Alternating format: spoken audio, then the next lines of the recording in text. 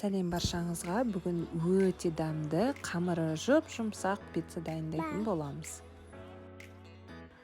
Бұл рецептпен бірінші жасағаннан ақ сәтті шығады. Міндетті түрде жасап көріңіз, сөзсіз сізге ұнайтын болады.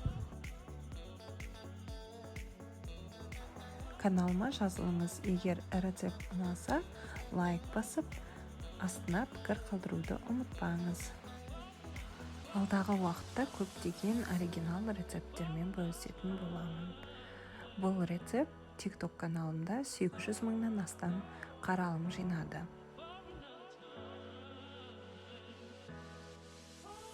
Ал енді бастайық. Жылы су құйып, үстіне тұз және қант қосамыз.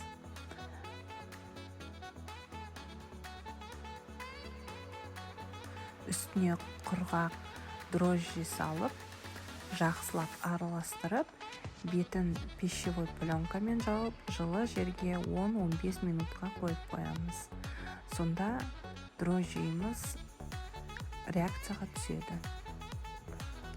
Апарамызды шығарып, үстіне жарты стақан сұйық май құйып, жақсылап араластырамыз.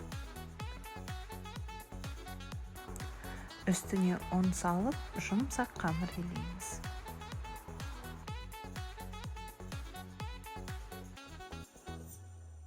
Қамырымыздың бетін пищевой пленкамен жауып, жылы жерге 40-45 минутқа қойып қоямыз, көтерілгенше. Көтерілген соң қамырымызды алып, теңдей 2 бөлікке бөлеміз. Бұл рецепттен 2 пицца шығады. Майланған табамызға қамырымызды қолмен жайып шығамыз. Қаласаңыз, оқтаумен де жайсаңыз болады.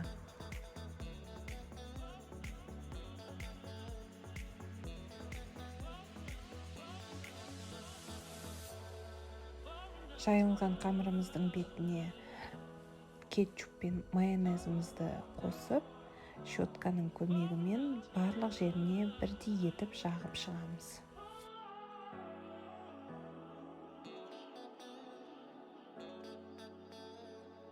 Әрі қарай қандай пицца дайындағыңыз келеді, ол тек қана өз қолыңызда. Мен бұл жерде шұжық қойып, оның үстіне қызанақ қойып, пісірдім, балаларға ұнайтындай етіп.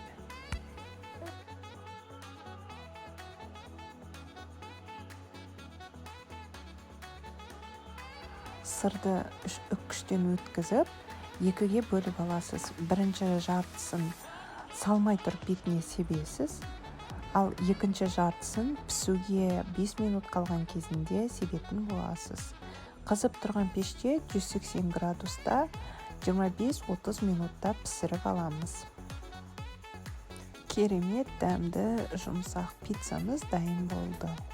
Менде үнемі бұл рецептпен 2 пицца шығады.